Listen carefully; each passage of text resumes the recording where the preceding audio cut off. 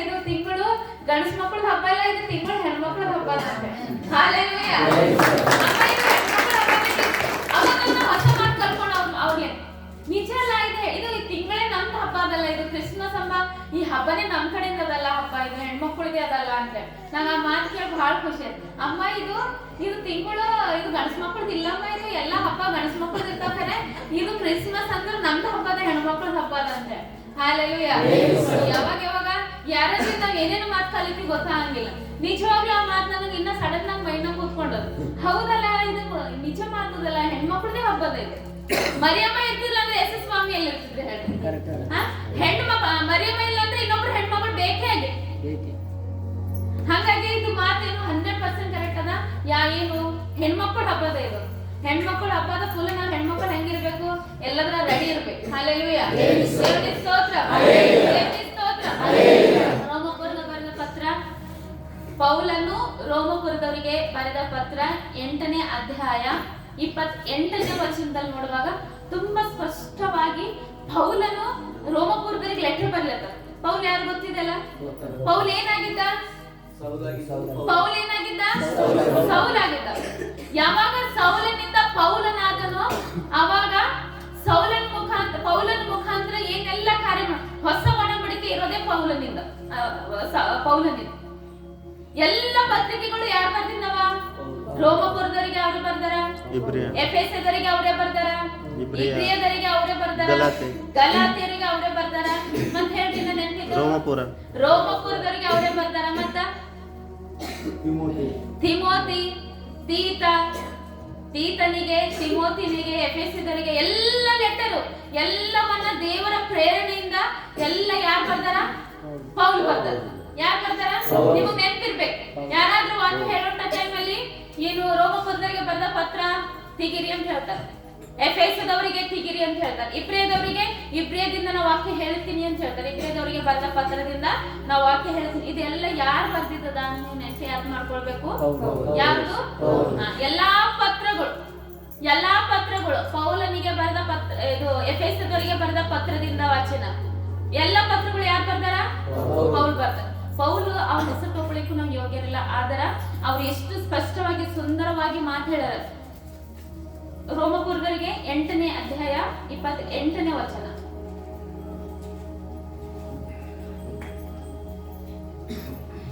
ಇದಲ್ಲದೆ ದೇವರ ಸಂಕಲ್ಪದ ಮೇರೆಗೆ ಕರೆಯಲ್ಪಟ್ಟು ಆತನನ್ನು ಪ್ರೀತಿಸುವವರ ಹಿತಕ್ಕಾಗಿ ಎಲ್ಲಾ ಕಾರ್ಯಗಳು ಅನುಕೂಲವಾಗುತ್ತವೆ. ಇದಲ್ಲದೆ ದೇವರ ಸಂಕಲ್ಪದ ಮೇರೆಗೆ ನಡೆಯುವಂತ ಎಲ್ಲ ಕಾರ್ಯಗಳು. ಇಲ್ಲಿ ನಾವು ಎಲ್ಲ ಒಂದೇ ಜಾಗದ ಸೇರ್ಬೇಕಂತಂದ್ರೆ ಅದು ಯಾರ ಸಂಕಲ್ಪ ಅದ? ದೇವರ ಸಂಕಲ್ಪ ಅದ. ನಾವ್ ಎಲ್ಲೆಲ್ಲೋ ಇದ್ದೀವಿ, ಯಾವ್ದಾವ್ದೋ ಕುಟುಂಬದಾಗ ಇದ್ದೀವಿ, ಯಾವ್ದಾವ್ದೋ ಊರ್ನಾಗ ಇದ್ದೀವಿ, ನಾವೆಲ್ಲ ಒಂದೇ ಜಾಗದ ಸೇರ್ಬೇಕು. ಫೇತ್ ಹೋಲಿ ಸ್ಪಿರಿಟ್ ಚರ್ಚಿನಾಗ ಬರ್ಬೇಕು, ಇಲ್ಲಿ ಬಂದು ನಾವು ವಾಕ್ಯ ಕೇಳ್ಬೇಕು, ಇಲ್ಲಿ ಬಂದು ನಮ್ಮ ಜೀವನವನ್ನ ಬದಲಾವಣೆ ಮಾಡ್ಕೊಳ್ಬೇಕು, ಇಲ್ಲಿ ಬಂದು ಈ ಪಾಸ್ಟರ್ ಮುಖಾಂತರ ನಮ್ಮ ಜೀವಿತವನ್ನ ನಾವು ರಕ್ಷಣೆ ಜೀವಿತದಲ್ಲಿ ತಗೊಂಡು ಹೋಗ್ಬೇಕು. ನಾವು ಈ ಚರ್ಚಲ್ಲಿ ಬಂದು ಈ ಚರ್ಚಲ್ಲಿ ಕೂತ್ಕೊಂಡು ನಮ್ಮ ಮಕ್ಕಳ ಜೀವನ ಬದಲಾವಣೆ ಮಾಡ್ಕೊಳ್ಬೇಕೆಂಬ ಸಂಕಲ್ಪ ಯಾರ್ದಿತ್ತು? ಯಾರ್ದು? ಇದು ನನ್ನ ಸಂಕಲ್ಪ ಅಲ್ಲ, ಅಯ್ಯನ ಸಂಕಲ್ಪ ಅಲ್ಲ, ಅಮ್ಮನ ಸಂಕಲ್ಪ ಅಲ್ಲ, ಇದು ಸಂಕಲ್ಪ ಯಾರ್ದದ? ಹಾಲೆಲೂಯಾ. ದೇವರ ಸಂಕಲ್ಪ ಏನದ? ಪಾಸ್ಟರ್ ರಾಜ್ಕುಮಾರ್ ಕೈಯಾಗ ನಾನು ಕೊಟ್ಟ, ಈ ಮಗನ ಕೈಯಾಗ ನಾನು ಕೊಟ್ಟ ಅಂದ್ರ ನನ್ನ ಬಡ ಮಕ್ಕಳ ಜೀವಿತವನ್ನ, ಏನು ತಿಳಿಯದಂತ ಮಕ್ಕಳ ಜೀವಿತವನ್ನ ಏನಾಗ್ತದೆ ಇಲ್ಲಿ ಬಂದ್ರಂದ್ರೆ ನನ್ನ ಮಕ್ಕಳು ಹುಷಾರಾಗ್ತಾರಮ್ಮ. ಸಂಕಲ್ಪ ಯಾರ್ದಿತ್ತು? ಯಾರ್ದಿತ್ತು? ಹಾಲೆಲೂಯಾ. ಸಂಕಲ್ಪ ಆತನ ಸಂಕಲ್ಪದ ಏನು? ಇಲ್ಲಿ ಬರ್ಬೇಕು, ಇಲ್ಲಿ ಕೂತ್ಕೊಳ್ಬೇಕು, ಇಲ್ಲಿ ಕ್ರಿಸ್ಮಸ್. ನಾವು 3-4 ವರ್ಷದ ಹಿಂದ್ಗಡೆ ಹೋಗಿದ್ರೆ ಕ್ರಿಸ್ಮಸ್ ಅಂದ್ರೆ ನಮ್ಗೆ ಗೊತ್ತಿತ್ತೇನು? ಕ್ರಿಸ್ಮಸ್ ಅಂದ್ರೆ ಹಬ್ಬ ಏನದ ಅಂತ ನಮ್ಗೆ ಗೊತ್ತಿರ್ಲಿಲ್ಲ. ಗೊತ್ತಿತ್ತಾ? ಗೊತ್ತಿರ್ಲಿಲ್ಲ. ಆದ್ರೆ ಇವಾಗ ಆತನ ಸಂಕಲ್ಪ ಏನದ? ನನ್ನ ಮಕ್ಕಳು ಚರ್ಚಿಗೆ ಹೋಗ್ಬೇಕು, ಚರ್ಚಿಗೆ ಹೋಗಿದೆಲ್ಲ ಕಲಿಬೇಕು. ಆತನ ಸಂಕಲ್ಪದ ಮೇರೆಗೆ ಕ್ರಿಸ್ಮಸ್ ಅಂದ್ರೆ ಏನಂತ ನನ್ನ ಮಕ್ಕಳು ತಿಳ್ಕೊಳ್ಬೇಕಂತ ಹೇಳಿ ಆತ ಏನ್ ಮಾಡ್ಯಾನ? ಆತನ ಸಂಕಲ್ಪವನ್ನ ಮುಂಚಿತವಾಗಿಯೇ ರೆಡಿ ಮಾಡಿದ್ದಾರೆ. ಏನು? ಯೇಸುನಗರ ಏನ್ ಮಾಡ್ಬೇಕು? ಚರ್ಚಿಗೆ ಹೋಗ್ಬೇಕು, ಫೇತ್ ಹೋಲಿ ಸ್ಪಿರಿಟ್ ಚರ್ಚಿಗೆ ಹೋಗ್ಬೇಕು, ಅಲ್ಲಿಂದ ಪಾಸ್ಟರ್ ಮುಖಾಂತರ ರಕ್ಷಣೆ ಹೊಂದ್ಕೊಳ್ಬೇಕು ಅನ್ನೋದು ಸಂಕಲ್ಪ ಯಾರ್ದು?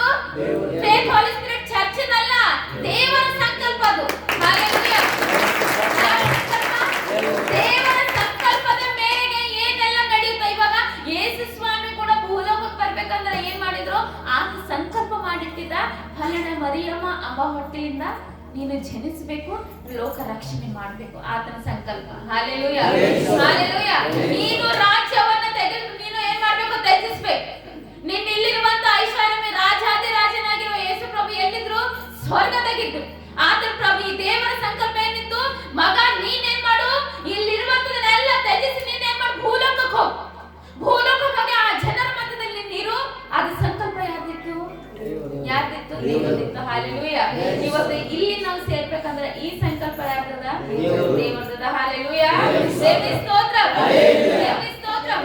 ಇವಾಗ ನಾವು ಸಂಕಲ್ಪ ಅದಂತಂದ್ರೆ ನಮಗೆ ಗೊತ್ತಾಗಿಲ್ವಲ್ಲ, ಈ ಸಂಕಲ್ಪದ ಮೇರೆಗೆ ನಾವು ನಡೆಯುವುದೇ ಆತನ ಸಂಕಲ್ಪದ. ಹಾಲೆಲೂಯಾ. ಸಂಕಲ್ಪ ತಂದೆ ದೇವರ ಆಲೋಚನೆ ಏನದ? ನನ್ನ ಮಕ್ಕಳು ಚರ್ಚೆ ಬರ್ಬೇಕು. ಚರ್ಚೆ ಬಂದ ಆಗಿದ್ಮೇಲೆ ಚರ್ಚೆಯಲ್ಲಿ ಏನು ವಾಕ್ಯವನ್ನ ಹಂಚೆ ಬರ್ತದೋ ಅದೇ ರೀತಿ ನಾವು ನಡಿಬೇಕನ್ನೋದೇ ಆತನ ಸಂಕಲ್ಪ ಅದ. ನಾವು ಅದೇ ರೀತಿ ನಾವು ನಡಿಲಿಕ್ಕಿವ ಇಲ್ಲ ಅಂತ ಹೇಳಿ ರೋಮಪುರದವರಿಗೆ ಪೌಲು ಹೇಳತಾನೇನು? ಆ ಸಂಕಲ್ಪದ ಮೇರೆಗೆ ನಾವು ನಡಿಲಿಕ್ಕಿದೇವಾ ನೀವು ತಿಳ್ಕೊಳ್ರಿ ಎಂಬುದು. ಅಲ್ಲಿ ಒಂದು ಸಭೆಗೆ ಬರ್ಲತನ ಆ ಸಂಕಲ್ಪದ ಮೇರೆಗೆ ನಾವು ನಡಿಬೇಕನ್ನೋದು ಆತನ ಚಿತ್ತ ಅದ. ಆತನ ಚಿತ್ತದ ಅನುಸಾರವಾಗಿ ನಮ್ಮ ಜೀವಿತವನ್ನ ನಾವು ನಡೆಸ್ಲತ್ತೀವ. ಹಾಲೆಲೂಯಾ. ಅಲ್ಲಿ ಪೌಲ್ ಏನ್ ಮಾಡಿರ್ತಾರ? ಸೇವೆ ಮಾಡುವಂತ ಸಮಯದಲ್ಲಿ ಆತ ಏನ್ ಮಾಡ್ತಾರ? ಅಲ್ಲಿರುವಂತ ಜನ ಜೈಲಿಗೆ ಹಾಕಿರ್ತಾರ. ಯಾರಿಗೆ? ಪೌಲ್. ಯಾರಿಗೆ? ಪೌಲ್. ಈಗೆಲ್ಲರ ಪೌಲು ಜೈಲ್ನಾಗ. ಅಲ್ಲಿ ತಿಮೋತಿ ಅಂತ ಹೇಳಿ ಅವ್ರೊಬ್ಬರು ಸೇವಕರು, ವಿಶ್ವಾಸ ಮಗ. ವಿಶ್ವಾಸ ಮಗ ತಿಮೋತಿ. ಯಾರು? ತಿಮೋತಿ. ಅವ ಏನ್ ಮಾಡ್ತಾನ? ಪೊಲೀಸರ ಹತ್ರ ಹೋಗಿ ಬೇಡಿಕೆ ಮಾಡ್ತಾನ. ಜೈಲಾಗಿರುವಂತ ಪೌಲನಿಗೆ ಮಾತಾಡ್ಲಿಕ್ಕೆ ಹೋಗಿ ಏನ್ ಮಾಡ್ತಾನ? ಕೇಳ್ತಾನ ಏನಂತ ಹೇಳಿ, ಸಾಬ್ರೆ ನಾನು ಏನ್ ಮಾಡ್ಬೇಕು? ಪೌಲಿಗೆ ಹೋಗಿ ಮಾತಾಡ್ಬೇಕು. ಅಲ್ಲಿ ಒಳಗಡೆ ಹೋಗಿ ಪೌಲು ಕೇಳಲ್ಪಡ್ತದೇನು? ನಿನಗ ತಿಮೋತಿ ಅನ್ನೋ ಒಬ್ರು ಬಂದಾರ, ನೀನು ಮಾತಾಡ್ತೇನು ಅಂತ. ಆಗ ಪೌಲ್ ಏನ್ ಹೇಳ್ತಾರ? ಏನ್ ಹೇಳಿರ್ಬೇಕು ಕೇಳ್ರಿ? ನಿಮ್ಮ ಆಲೋಚನೆ ಪ್ರಕಾರ ಸಪೋಸ್ ನಾವು ಜೈಲ್ನಾಗಿದ್ದೇವೆ ಅಂದ್ರೆ ನಮ್ಗೆ ಯಾರು ಒಳ್ಳೆ ಬಂದ್ರೆ ಏನಂತೀವಿ ನಾವು? ಏನಂತೀವಿ ನಾವು? ಮಾತಾಡಿ ಹೇಳ್ಬೇಕು. ನೀವು ಆನ್ಸರ್ ಮಾಡ್ಬೇಕು.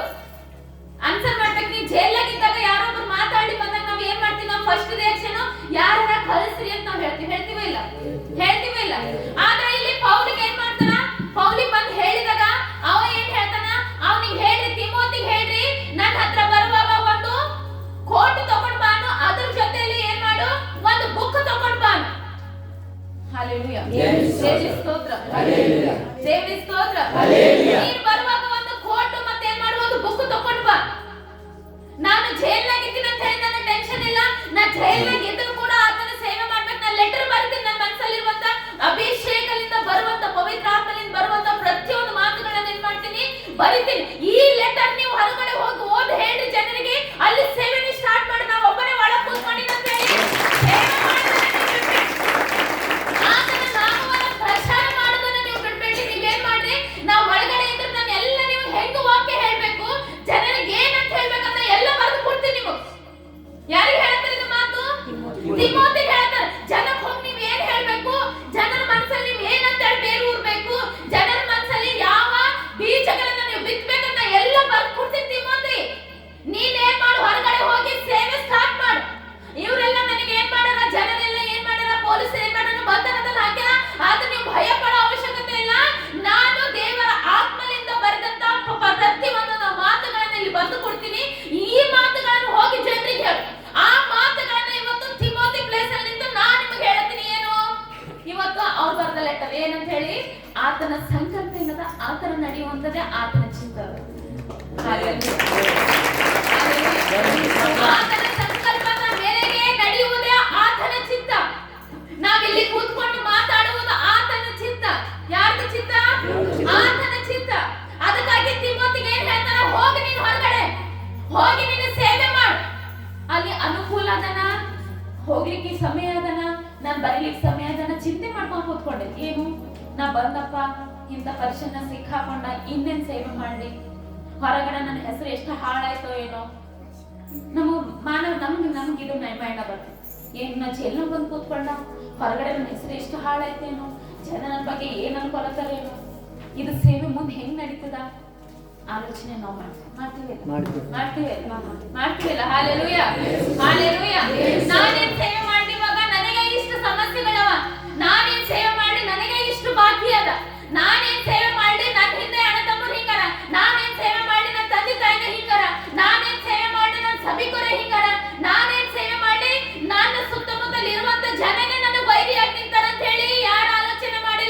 ಪೌಲ ಆಲೋಚನೆ ಮಾಡಿಲ್ಲ. ಪೌಲ ಒಂದ ಮಾತಾಡ, ತಿಮೋಥಿ ನೀನೇನ್ ಮಾಡು, ನಾನು ಬರೆಯುವಂತ ಪತ್ರವನ್ನ ನೀನ್ ಹೊರಗಡೆ ಹೋಗಿ ನೀನೇನ್ ಮಾಡು, ಆತನ ಚಿತ್ತ ಏನದ, ನಾ ಒಳಗಡೆ ಕೂತ್ಕೊಂಡ್ರು ಸೇವೆ ಮಾಡ್ಬೇಕಂತ ಆತನ ಚಿತ್ತ ಅದ.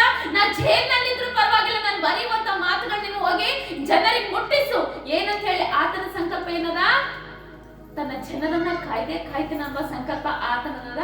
ಆತನ ಚಿತ್ತ ನೆರವೇರಿಸಲಿಕ್ಕೆ ನಾನು ರೆಡಿ ಇದ್ದೀನಿ.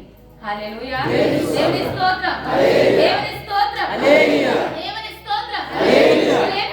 ಆತನ ಚಿತ್ತದನುಸಾರವಾಗಿ ನಾವು ನಮ್ಮ ಚಿತ್ತದನುಸಾರವಾಗಿ ಸೇವೆ ಮಾಡ್ತಿದ್ರೆ ಆಗಂಗಿಲ್ಲ. ನಮ್ಮ ಸಮಯ ಸಿಕ್ಕಾಗ ನಾನು ಸೇವೆ ಮಾಡ್ತೀನಿ ಅಂದ್ರೆ ಆಗಂಗಿಲ್ಲ. ನಾನು ಸಮಯ ಸಿಕ್ಕಾಗ ನೋಡ್ತೀನಿ ಅಂತಂದ್ರೆ ಆಗಂಗಿಲ್ಲ. ಅಂತ ಮಕ್ಕಳು ಬೇಡನೇ ಬೇಡ ಅಂತ ಹೇಳಿ ಅಲ್ಲಿ ಯಾರು ಹೇಳ್ತಾರೆ? ಪೌಲ ಹೇಳತ್ತ, ನನಗೆ ಅನುಕೂಲವಾದ ಸಮಯದಲ್ಲಿ ನಾನು ಸೇವೆ ಮಾಡ್ತೀನಿ ಅಂದ್ರ ಅಂತ ಕುಟುಂಬ ಅಂತ ಮಕ್ಕಳು ಯಾರು ಬೇಡ ಅಂತ ಆತನಿಗೆ ಅನುಕೂಲವಾಗಿ ಯಾರು ನಡೀಲತ್ತಾರೋ, ಆತನ ಚಿತ್ತದ ಸರವಾಗಿ ಯಾರು ನಡೀಲತ್ತಾರೋ ಆ ಮಕ್ಕಳು ಆತನಿಗೆ ಬೇಕು. ಅಮ್ಮ ಹೆಂಗಮ್ಮ ನೀವು ಆಲೋಚನೆ ಮಾಡೋ, ಹಂಗ ದೇವ್ರ ಕೃಪೆ ಇತ್ತು, ದೇವ್ರ ಕರಿಬೇಕೆ ಅಂತಂದ್ರೆ ಯಾರಾದ್ರೂ ಸೇವೆ ಇಲ್ಲ, ಯಾರಾದ್ರೂ ಸೇವೆ ಮಾಡ್ಲಿಕ್ಕೆ ಆಗಲ್ಲ ಎಂಬುದಾಗಿ ಪೌಲ್ ಹೇಳತ್ತ.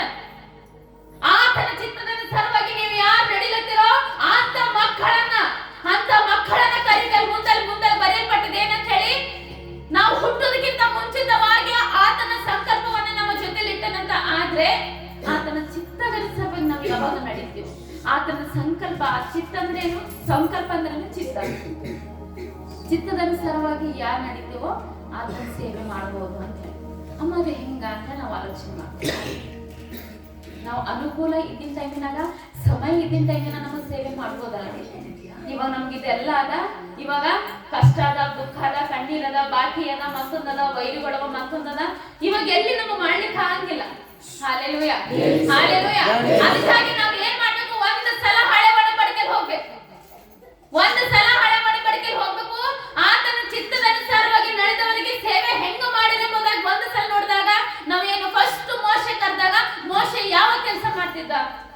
ಫಸ್ಟ್ ಮೋಶೆ ಸೇವೆ ಬಂದಾಗ, ಮೋಶೆಗೆ ಆತನ ವಾಣಿ ಕೇಳಿ ಬಂದಾಗ ಮೋಶೆ ಯಾವ ಕೆಲಸ ಮಾಡ್ತಿದ್ದ? ಏನ್ ಮಾಡ್ತಿದ್ದ? ಏನ್ ಮಾಡ್ತಿದ್ದ ಹೇಳ್ರಿ? ಏನ್ ಮಾಡ್ತಿದ್ದ? ಕುರಿಗಳನ್ನ ಕಾಯ್ತಿದ್ದವ. ಯಾರು ಯಾರು ಫಸ್ಟ್ ಏನ್ ಮಾಡ್ತಿದ್ದವ? ಸೇವೆ ಮಾಡೋದಕ್ಕಿಂತ ಮುಂಚೆ ಏನ್ ಕೆಲಸ ಮಾಡ್ತಿದ್ದ? ಕುರಿಗಳು ಕಾಯ್ತಿದ್ದ. ಎಲಿಷ ಸೇವೆ ಬರೋದಕ್ಕಿಂತ ಮುಂಚೆ ಎಲಿಯಲ್ಲಿಂದ ಏನಾಯ್ತು? ಎಲಿಷಾಗ ದೇವರ ಆತ್ಮಲ್ಲಿ ಏನಾಯ್ತು? ಎಲಿಷಾಗ ಸೇವೆ ಬರ್ಬೇಕು ಅಂತ ಹೇಳಿ ಏನಾಯ್ತು ಮಾಡಿ. ಎಲಿಷ ಏನ್ ಮಾಡ್ಲತ್ತಿದ್ದ? ಯಾನ್ ಕೆಲಸ ಮಾಡ್ಲತ್ತಿದ್ದ ಹೇಳ್ರಿ? ಎಲಿಷ ಸುಮ್ಮನೆ ಕೂತ್ಕೊಂಡ ಮನೆಗ್ ದೇವ್ರು ಯಾವಾಗ ಕರಿತಾನ ಅವಾಗ ಕೂತ್ಕೊಂಡಿಲ್ಲ. ಎಲಿಷ ಏನ್ ಮಾಡ್ತಿದ್ದ? ಹೊಲ ಕೆಲಸ ಮಾಡ್ತಿದ್ದ. Hallelujah, hallelujah. ಎಲಿಷ ಏನ್ ಮಾಡ್ತಿದ್ದ? ಎಲಿಷ ಹೊಲ ಕೆಲಸ ಮಾಡ್ತಿದ್ದ. ದಾವೀದನ ಕರೆದಾಗ ದಾವೀದ ಏನ್ ಕೆಲಸ ಮಾಡ್ತಿದ್ದ? ಮತ್ತ ಏನ್ ಮಾಡ್ತಿದ್ದ? ಇಲ್ಲಿ ಯೆಹೋವನಿಗೆ ಕರೆದಾಗ ಫಸ್ಟ್ ಬಂದು ಯೆಹೋವನಿಗೆ ಏನ್ ಮಾಡ್ತಾನ? ಯೆಹೋವನ ನೀನೇನ್ ಮಾಡು? ಸೇವೆ ಕರೆದಾಗ ಯೆಹೋವನಿಗೆ ಏನ್ ಹೇಳ್ತಾರ? ಬಾಪ್ತಿಸ್ಮ ಕೊಡಲ್ಲ. ನಿನ್ನ ಝಾಳನ ಬಿಡು, ನೀನ್ ಮೀನ್ ಹಿಡಿಯೋದನ್ನ ಬಿಡು. ಅಲ್ಲಿ ಏನ್ ಮಾಡ್ತಿದ್ದ ಯೆಹೋವನ? ಮೀನ್ ಹಿಡಿಯುವಂತ ವ್ಯಕ್ತಿಯಾಗಿದ್ದ ಯೆಹೋವನ. ಅಲ್ಲಿ ಏನ್ ಮಾಡ್ದ? ನಿನ್ನ ಝಾಳ ಬಿಡು, ನಿನ್ನ ಮೀನ್ ಬಿಡು, ಎಲ್ಲವನ್ನ ಬಿಡು. ನಿನ್ನ ನಾನು ಏನ್ ಮಾಡ್ತೀನಿ? ಯಾರನ್ನ ಹಿಡಿಯುವಂತ ವ್ಯಕ್ತಿಯ ಮಾಡ್ತೀನಿ? ಮನುಷ್ಯರನ್ನ ಹಿಡಿಯುವಂತ ವ್ಯಕ್ತಿಯ ಮಾಡ್ತೀನಿ. ನೀನು ಮೀನಾಗಿ ಹಿಡಿಯುವಂತ ವ್ಯಕ್ತಿಯ ನೀನು ಮೀನ್ ಕೆಲಸ ಬಿಡು. ನಿನ್ನ ಜೊತೆ ಯಾರು ಏನ್ ಮಾಡ್ತಿದ್ದ ಯೆಹೋವನ? ಯಾವ ಕೆಲಸ ಮಾಡ್ತಿದ್ದ? ಮೀನ್ ಹಿಡಿಯುವಂತ ಕೆಲಸ ಮಾಡ್ತಿದ್ದ. ಇಲ್ಲಿ ಪೇತ್ರ ವಿಷಯದಲ್ಲಿ ನೋಡ್ತೀವಿ. ಪೇತ್ರ ಯಾವ ಕೆಲಸ ಮಾಡ್ತಿದ್ದ? ಪೇತ್ರ ಯಾವ ಕೆಲಸ ಮಾಡ್ತಿದ್ದ ಹೇಳ್ರಿ? ಏನ್ ಮಾಡ್ತಿದ್ದ ಪೇತ್ರ? ಸೇತ್ರನು ಕೆಲಸ ಮಾಡುವಂತ ಸಮಯದಾಗೆ ಬಂದು ಅಟ್ಯಾಕ್ ಮಾಡಿದ. ಅವ ಎಲ್ಲೋ ಮಲ್ಕೊಂಡ ಬಂದು ಹೇಳಪ್ಪ ಹೇಳಿ ನಡಿ, ನನ್ನ ಸಣ್ಣ ಸೇವೆಗೆ ನಡಿ ಅಂತ ಕರ್ದಿಲ್ಲ. ಅಲ್ಲಿ ಪೇತ್ರ ಯೋಹಾನ ಮೀನ್ ಹಿಡಿಯುವಂತ ಸಮಯದಲ್ಲಿ ಅವ್ರು ಕೆಲಸ ಮಾಡ್ತಿದ್ರು, ಕಷ್ಟಪಟ್ಟು ಕೆಲಸ ಮಾಡ್ತಿದ್ರು. ಅದರ ಜೊತೆಲೆ ಆತನ ಚಿತ್ತದ ಅನುಸಾರವಾಗಿ ಜೀವನ ಮಾಡ್ತಿದ್ರು. Hallelujah, hallelujah. ಟ್ಯಾಕ್ಸ್ ಕಲೆಕ್ಟರ್ ಯಾರಿದ್ರು? ಸುಂಕ ವಸೂಲಿ. ಮತ್ತೆ ಏನ್ ಮಾಡ್ತಿದ್ದ ಹೇಳ್ರಿ? ಮತ್ತೆ ಏನ್ ಮಾಡ್ತಿದ್ದ? ಆಗಿನ ಕಾಲದಾಗ ಮತ್ತಯ CA ಆಗಿದ್ದ. CA ಅಂದ್ರೆ ಚಾರ್ಟೆಡ್ ಅಕೌಂಟೆಂಟ್ ಅಂತ ಹೇಳ್ತಾರೆ. ಚಾರ್ಟೆಡ್ ಅಕೌಂಟೆಂಟ್ ಅಂದ್ರೆ ಏನು ಅಂತಂದ್ರ, ಯಾರ ಹತ್ರ ಜಾಸ್ತಿ ಅನ್ಯಾಯವಾಗಿ ದುಡ್ಡನ್ನ ಮನೇಲೆ ಇಟ್ಕೊಂಡಿರ್ತಾರೆ, ಬ್ಯಾಂಕಿಗೆ ಏನ್ ಮಾಡಲ್ಲ ಅವರು, ಸರಿ ಲೆಕ್ಕ ತೋರ್ಸಂಗಿಲ್ಲ. ಕಾಲಾಧನ, ಬ್ಲಾಕ್ ಮನಿ ಅಂತ ಹೇಳ್ತಾರಲ್ಲ, ಅಂತ ಕೆಲಸ. ಅಂತ ಏನ್ ಮಾಡ್ತಿದ್ದ? ಇನ್ಕಮ್ ಟ್ಯಾಕ್ಸ್ ಏನ್ ಮಾಡ್ತಿದ್ದವ? ಅಟ್ಯಾಕ್ ಮಾಡಿ ಅವ್ರ ಬಳಿ ಇರೋದು ಏನೇನ್ ಬಂತು ಹೆಂಗೆ ಮತ್ತೆ ಲೆಕ್ಕ ವಿಚಾರಣೆ ಮಾಡಿ ತಗೊಳ್ಳುವಂತ ಕೆಲಸ ಯಾರ್ದಿತ್ತು? ಯಾರ್ದಿತ್ತು? ಮತ್ತಾಯನು ಏನ್ ಮಾಡ್ತಿದ್ದ ಅಂತ ಅಲ್ಲಿ ಯೆರೂಸಲೇಮ್ ಗುಡಿ ಹತ್ರ ಕೂತ್ಕೊಂಡು ಎಲ್ಲರ ಹತ್ರ ಟ್ಯಾಕ್ಸ್ ಕೇಳ್ತಿದ್ದ. ಏಪ್ಪ ಕೊಡಪ್ಪ ಟ್ಯಾಕ್ಸ್, ಚರ್ಚೆ ಕೊಡುವಂತ ಚರ್ಚೆ ಕೊಡ್ರಿ, ಸರ್ಕಾರ ಕೊಡುವಂತ ಸರ್ಕಾರ ಕೊಡ್ರಿ. ಅಲ್ಲಿ ಏನ್ ಮಾಡ್ತಿದ್ದ ಮತ್ತಾಯನು ಕೂಡ ಎಲ್ಲೋ ಖಾಲಿ ಪೀಲಿ ಕೂತ್ಕೊಂಡಿರ್ಲಿಲ್ಲ, ಅಲ್ಲ ಟೇಬಲ್ ಇತ್ತು, ಟೇಬಲ್ ಮೇಲೆ ಕೂತ್ಕೊಂಡು ಏನ್ ಮಾಡ್ತಿದ್ದ, ಎಲ್ಲರ ಹತ್ರ ಏನ್ ಮಾಡ್ತಿದ್ದ, ಟ್ಯಾಕ್ಸ್ ಕಲೆಕ್ಟ್ ಮಾಡ್ತಿದ್ದ. ಆ ಸಮಯದಾಗ ಸ್ವಾಮಿ ನೋಡ್ತಾರೆ ಯಾರಿಗೆ?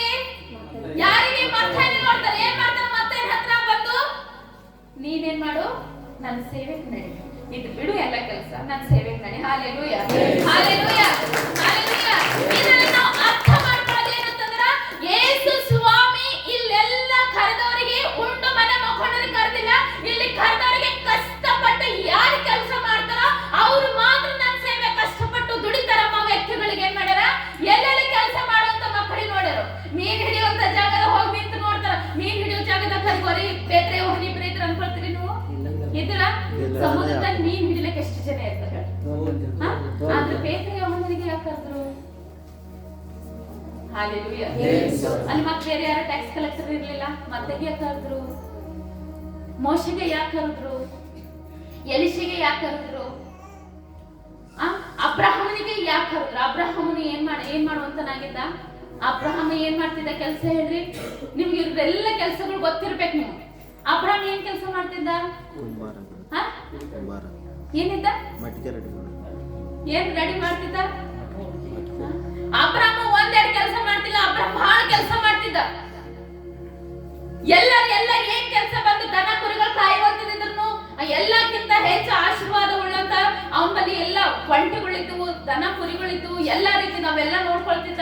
ಅಲ್ಲಿ ರಾಜನಾಗಿ ಅವನು ಎಲ್ಲ ಜನಾಂಗದ ಮೇಲೆ ಏನಾಗಿದ್ದ, ಒಬ್ಬ ಹೆಡ್ ಆಗಿದ್ದ, ಸರ್ಪಂಚ್ ಆಗಿದ್ದ, ಅವನಿಗೆ ಎಲ್ಲಾ ತರದ ಕೆಲಸ ಮಾಡ್ತಿದ್ರು. ಇದ್ರಲ್ಲಿ ನಾವೆಲ್ಲ ನೋಡುವಾಗ ಏನು ಕೆಲಸವನ್ನ ಆತನೇ ಕೆಲಸ ಮಾಡ್ಬೇಕಂದ್ರೆ ಫಸ್ಟ್ ನೀನ್ ಏನಾಗ್ಬೇಕು, ಆಳಾಗಿ ನೀನ್ ದುಡಿ, ರಾಜನಾಗಿ ನೀನು ಮಾಡ್ತೀನಿ ನಮ್ಮ ಮಾತು ಇದೆ. ನೀನು ಆಳಾಗಿ ದುಡಿ, ನನಗೆ ಅನುಕೂಲವಾದ ಸಮಯದಲ್ಲಿ ದೇವರ ಕಾರ್ಯ ನನಗೆ ಯಾವಾಗ ಬರ್ತದ ಅವಾಗ ನಾನು ಮಾಡ್ತೀನಿ ಅಂತಿಲ್ಲ. ಇವತ್ತು ನಮ್ಮ ಮೊಬೈಲ್ ಅಲ್ಲಿ 1.5 GB ಏನದ ಡಾಟಾನ, ನಾವು ಕೆಲಸ ಇದ್ದರಿಗೆ ಏನದ 1.5 GB ಡಾಟಾ ಯಾವಾಗ ಖತಮ್ ಆಗ್ತದೆ ಗೊತ್ತಾಗ್ತದ? ನೋಡಿ ನೋಡಿ ನೋಡಿ ನೋಡಿ ಖತಮ್ ಆಗೋಗ್ತದೆ. ಮತ್ತೆ ರಿಚಾರ್ಜ್ ಮಾಡು, ಮತ್ತೆ ರಿಚಾರ್ಜ್ ಮಾಡು, ಮತ್ತೆ ಅದು ಮಾಡು. ಹಾಲೆಲೂಯಾ, ದೇವರಿಗೆ ಸ್ತೋತ್ರ. ಇದು ಎಲ್ಲ ಯಾರ ಕೆಲಸದ? ಇದು ಕೆಲಸ ಇದ್ದವ್ರ ಕೆಲಸದ. ಇದು ಸೈತಾನ ಏನ್ ಮಾಡನ, ಒಂದಲ್ಲ ಒಂದು ರೀತಿಯಿಂದ ನಮ್ಮ ಮೈಂಡ್ ಮೇಲೆ ಏನ್ ಮಾಡನ, ಅಟ್ಯಾಕ್ ಮಾಡ್ಬಿಟ್ಟ.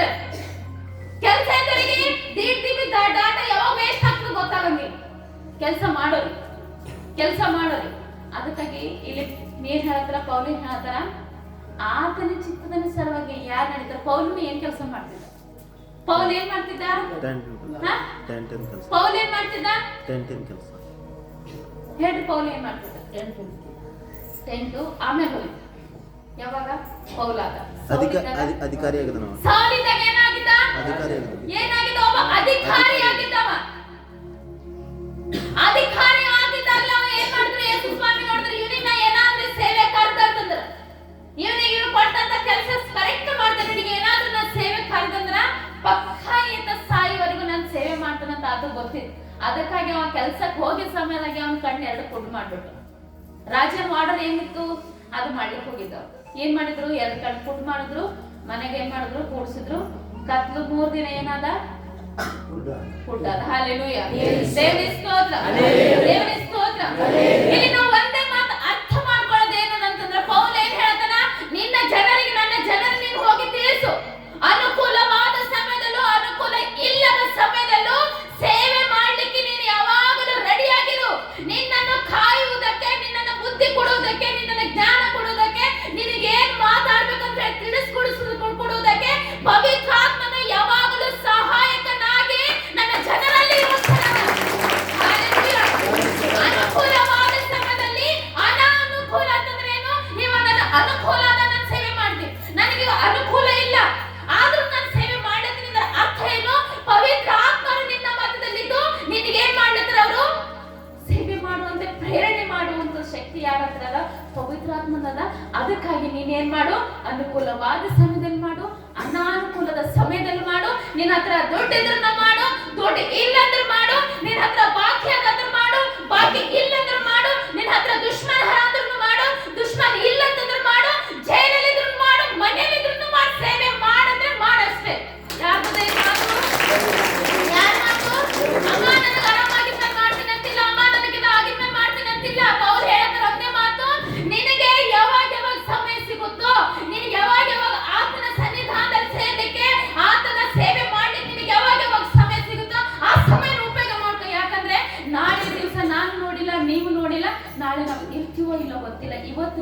ಕಾರ್ಯ ಏನಿದೆ ಆತನ ಚಿತ್ತ ನೆರವೇರಿಸಲಿಕ್ಕಿದೆ ಅದನ್ನ ನೆರವೇರಿಸಿ. ಹಲ್ಲೆಲೂಯಾ. ದೇವರಿಗೆ ಸ್ತೋತ್ರ. ದೇವರಿಗೆ ಸ್ತೋತ್ರ. ಅನುಕೂಲ ಹೇಳಿ, ಎಲ್ಲರೂ ಹೇಳಿ. ಅನುಕೂಲವಾದ ಸಮಯದಲ್ಲೂ ಅನುಕೂಲ ಇಲ್ಲದ ಸಮಯದಲ್ಲೂ ಆತನ ಚಿತ್ತವನ್ನ ಆತನ ಸೇವೆಯನ್ನ ನಾನು ಮಾಡ್ಲಿಕ್ಕೆ ರೆಡಿಯಾಗಿದೆ. ಎಲ್ಲೋ ಎದಿಮ ಕೈ ಇಟ್ಕೊಂಡು ಹೇಳಿ. ಯಾಕಂದ್ರ ಇಲ್ಲಿ ವಾಸಿಸುವಂತ ಜಾಗ ಯಾರ್ದ? ಇದು ಪವಿತ್ರಾತ್ಮದ. ಇಲ್ಲಿ ವಾಸ ಮಾಡುವಂತ ಜಾಗ ಯಾರ್ದು? ಪವಿತ್ರಾತ್ಮದ. ಪವಿತ್ರಾತ್ಮನ ಕೈ ಇಟ್ಟು ನೀವು ಹೇಳ್ಬೇಕಾಗ್ತದೆ ಏನು? ಅನುಕೂಲವಾದ ಸಮಯದಲ್ಲೂ ಅನುಕೂಲ ಇಲ್ಲದ ಸಮಯದಲ್ಲೂ ಆತನ ಸೇವೆಯನ್ನ ನಾನು ಮಾಡ್ತೇನೆ. ಹಲ್ಲೆಲೂಯಾ. ದೇವರಿಗೆ ಸ್ತೋತ್ರ. ದೇವರಿಗೆ ಸ್ತೋತ್ರ. ಹಲ್ಲೆಲೂಯಾ. ಅನುಕೂಲವಾದ ಸಮಯದಲ್ಲಿ ಈಗ ಕೆಲವೊಬ್ರು ನಮ್ಮ ವಿಶ್ವಾಸಿ ಮಕ್ಕಳು ಬಂದು ಚರ್ಚಿಗೆಲ್ಲ ಅನುಕೂಲ ಇರ್ಲಿಲ್ಲ. ಅವ್ರಿಗೆ ಮನೆ ಕೆಲಸ ಮಾಡ್ಬೇಕು, ಅವ್ರ ಕೆಲಸ ಮಾಡ್ಬೇಕು, ಅವ್ರನ್ನೇ ಪರ್ಸನಲ್ ಆದ ಕೆಲಸ ಮಾಡ್ಬೇಕು. ಆದ್ರೆ ಅನುಕೂಲ ಇಲ್ಲದ ಸಮಯದಲ್ಲೂ ಕೂಡ ನೀವು ದೇವರ ಸೇವೆ ಮಾಡಿದ್ರೆ ಇದು ಎಲ್ಲಿ ನೆರವೇರ್ತು? ಇದು ಎಲ್ಲಿ ಈ ಮಾತು ಈ ಕೆಲಸ ಎಲ್ಲಿ ನೆರವೇರ್ತು? ಎಲ್ಲಿ? ಪರಲೋಕದಲ್ಲಿ. ಹಲ್ಲೆಲೂಯಾ. ಇದು ಮಾತು ಎಲ್ಲಿ ನೆರವೇರ್ಲತ್ತದ? ಇದು ನಿಮ್ಮ ಮಾಡುವಂತ ಕೆಲಸ ಎಲ್ಲಿ ಲೆಕ್ಕ ಕೊಟ್ಟದ? ನಿಮ್ಮ ಬಿಸಿ ಎಲ್ಲ ರೆಡಿ ಆಯ್ತು? ಬಿಸಿ ಎಲ್ಲ ರೆಡಿ ಆಯ್ತು? ಎಲ್ಲಿ? ನಿನ್ನಿನ ಪಾಲಿನ ಬಿಸಿ ನಿನ್ನ ಕಟ್ಬಿಟ್ರಿ ಯಾರಲ್ಲ? ಸೇವೆಗಾಗಿ ಕೆಲಸ ಮಾಡಿದ್ರ ನಿನ್ನಿನ ಬಿಸಿ ನಿನ್ನ ಕನೆಕ್ಟ್ ಆಯ್ತು. ಹಲ್ಲೆಲೂಯಾ. ನೀವು ಯಾರೆಲ್ಲ ಕೆಲಸ ಮಾಡಿದ್ರು ಇದು ಕೆಲಸ ಅನ್ನೋದು ಏನದ ಸುಮ್ಮನೆ ನೀವು ಮಾಡಿ ಹೋಗೋದಿಲ್ಲ. ನೀವು ಮಾಡಿ ಹೋಗಿದ್ಮೇಲೆ ನಿಮ್ಮ ಆತ್ಮಿಕ ತಂದೆ ಪ್ರೇ ಮಾಡ್ತಾರೆ ನಿಮಗೋಸ್ಕರ. ಏನಂತ ಹೇಳಿ? ದೇವರು ತಮ್ಮ ಕೆಲಸವನ್ನ ಬಿಟ್ಟು ಇಲ್ಲೆಲ್ಲ ಬಂದು ನಮ್ಮ ಮನೆಗಾಗ್ಲಿ ಚರ್ಚಿಗಾಗ್ಲಿ ಮತ್ತೊಂದಕ್ಕಾಗ್ಲಿ ಎಲ್ಲ ಬಂದು ಸೇವಾ ಕಾರ್ಯ ಮಾಡ್ಯಾರ. ಇದು ನಿನ್ ಚಿತ್ತದಾನುಸಾರ ಮಾಡ್ಯಾರ. ಮನೆ ಮೇಲೆ ನೀನು ಹೆಚ್ಚು ಆಶೀರ್ವಾದ ಮಾಡು. ನೀನು ಕೃಪೆ ನನಗೆ ಗ್ರಹಿಸು. ಇನ್ನು ಬಲಶಕ್ತಿ ಕೊಡು.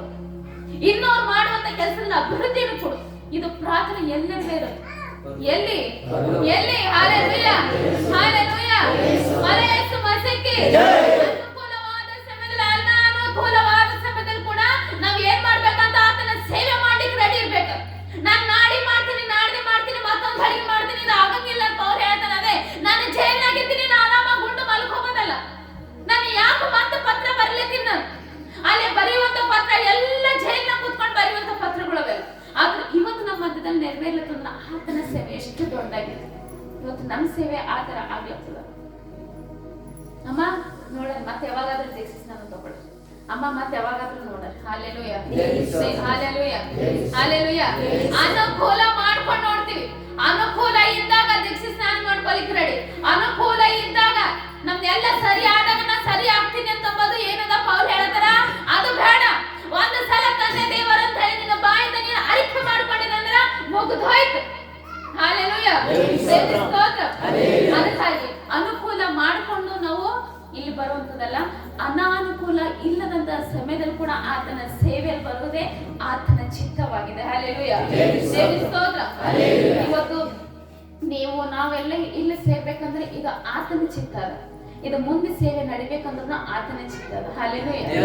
ಮುಂದೆ ಸೇವೆ ನಡಿಬೇಕಂದ್ರೂ ಆತನ ಚಿತ್ತ ಬೇಕು. ಪರಿಶುದ್ಧಾತ್ಮನ ಮಧ್ಯದಲ್ಲಿ ಕಾರ್ಯ ಮಾಡ್ಬೇಕು. ನಾವು ದೀಕ್ಷೆ ಸ್ನಾನ ತಗೊಳ್ಬೇಕಂದ್ರೂ ಆತನ ಚಿತ್ತ ಬೇಕು. ಪರಿಶುದ್ಧಾತ್ಮ ನಮ್ಮಲ್ಲಿ ಕಾರ್ಯ ಮಾಡ್ಬೇಕು.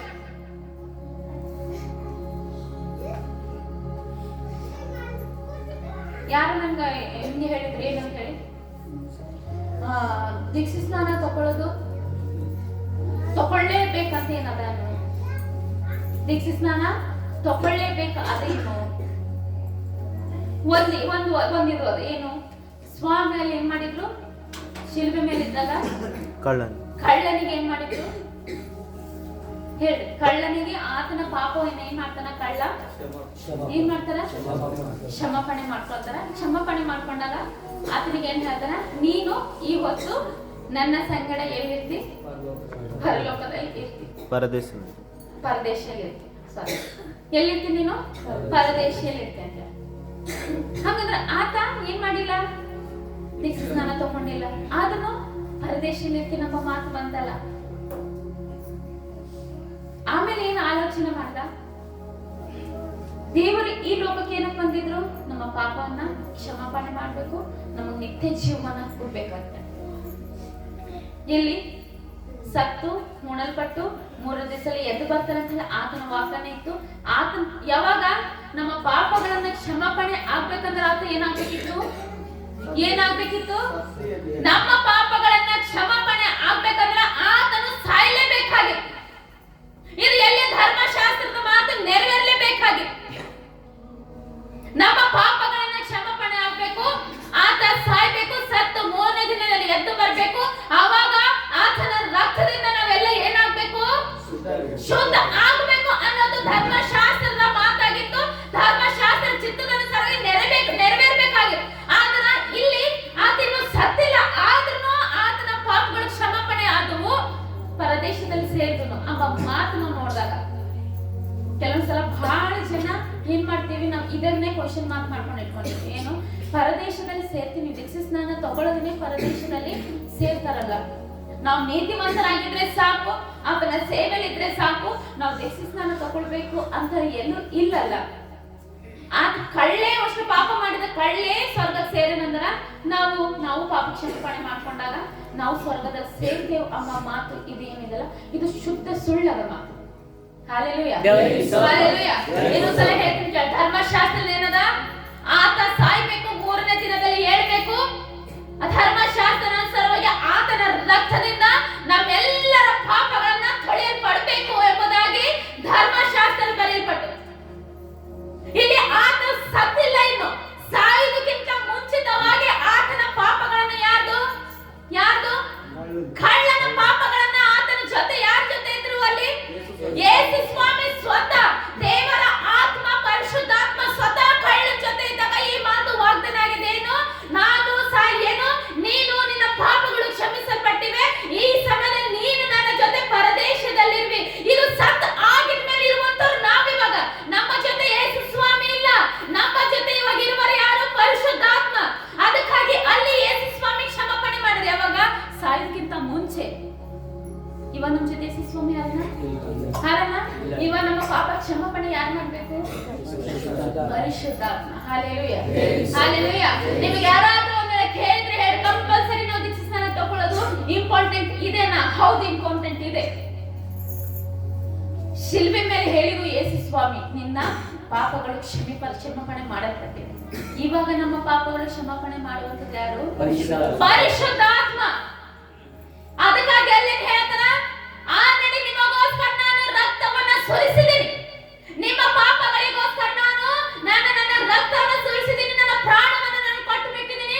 ನೀವು ನಿಮ್ಮ ಜೀವಿತದಲ್ಲಿ ಏನ್ ಮಾಡ್ಬೇಕು? ಇವಾಗ ಕ್ಷಮಾಪಣೆ ಮಾಡ್ಲಿಕ್ಕೆ ನಾನು ಬರುವಂತನಲ್ಲ, ನಿಮ್ಮ ಪಾಪಗಳನ್ನ ಕ್ಷಮಾಪಣೆ ಮಾಡ್ಬೇಕಂದ್ರೆ ನೀವು ನೀರಿನಿಂದಲೂ ಆತ್ಮನಿಂದಲೂ ದೀಕ್ಷಾ ಸ್ನಾನವನ್ನ ಪಡ್ಕೊಳ್ಳೇಬೇಕು. ಅರ್ಥ ಆಗುತ್ತದಲ್ಲ? ಅಲ್ಲಿ ಯಾರು ಹೇಳ್ಯಾರ ಕ್ಷಮಾಪಣೆ ಮಾಡ್ಲಿಕ್ಕೆ? ಯೇಸು ಸ್ವಾಮಿ ಹೇಳ್ಯಾರ. ಏನು? ಈ ಹೊತ್ತು ನಿನ್ನ ಪಾಪಗಳು ಕ್ಷಮಾಪಣೆ ಮಾಡಲ್ಪಟ್ಟಿವೆ. ಅಲ್ಲಿ ಆತನ ಒಬ್ಬಂದೇ ಕ್ಷಮಾಪಣೆ ಆಗಿದೆ. ಲೋಕದ ಪಾಪ ಇನ್ನೂ ಕ್ಷಮಾಪಣೆ ಆಗಿರ್ಲಿಲ್ಲ. ಲೋಕದ ಪಾಪ ಯಾವಾಗ ಕ್ಷಮಾಪಣೆ ಆಯ್ತು?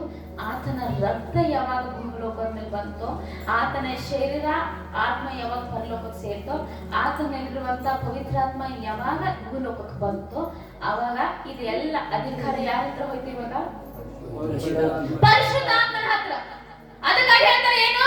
ನೀನು ನೀರಿನಿಂದಲೂ ಆತ್ಮನಿಂದಲೂ ನೀನು ಏನಾಗ್ಬೇಕು? ದೀಕ್ಷಾ ಸ್ನಾನವನ್ನ ಹೊಂದ್ಕೊಳ್ಬೇಕು. ಅದಕ್ಕಾಗಿ ಈ ಒಳ್ಳೆ ದಿನದಲ್ಲಿ ಏನು ಕ್ರಿಸ್ಮಸ್ ಹಬ್ಬದಲ್ಲಿ ನಾವು ಯಾರೆಲ್ಲ ಇನ್ನು ರಿಪೆಂಡ್ ಆಗಿಲ್ಲ, ಯಾರೆಲ್ಲ ನಮ್ಮ ಮನ ಪರಿವರ್ತನೆ ಮಾಡ್ಕೊಂಡಿಲ್ಲ, ನಮ್ಮ ಜೀವಿತದಲ್ಲಿ ಏನ್ ಬೇಕು? ದೀಕ್ಷಾ ಸ್ನಾನ ಅನ್ನೋದು ಬೇಕೇ ಬೇಕು. ಅದಕ್ಕಾಗಿ ರೆಡಿ ಆಗಿ ಅನುಕೂಲ ಆದ ಸಮಯದಲ್ಲೂ ಅನುಕೂಲ ಇಲ್ಲದ ಸಮಯದಲ್ಲೂ ಕೂಡ ನಾವು ಆತನ ಸೇವೆ ಮಾಡ್ಲಿಕ್ಕೆ ನಾವು ಯಾವಾಗ್ಲೂ ರೆಡಿ ಆಗಿರೋಣ. ದೇವ ಪರಿಶುದ್ಧ ನಾಮ ಸ್ತೋತ್ರವಾಗಲಿ. ಈ ಒಳ್ಳೆ ವಾಕ್ಯವನ್ನ ದೇವರು ನಮಗೆ ದಯಪಾಲಿಸಿದ್ದಾರೆ. ಈ ವಾಕ್ಯವು ನಿಮ್ಮ ಆತ್ಮಕ್ಕೆ ಲಾಭ ತರಲಿ. ಆಮೇಲೆ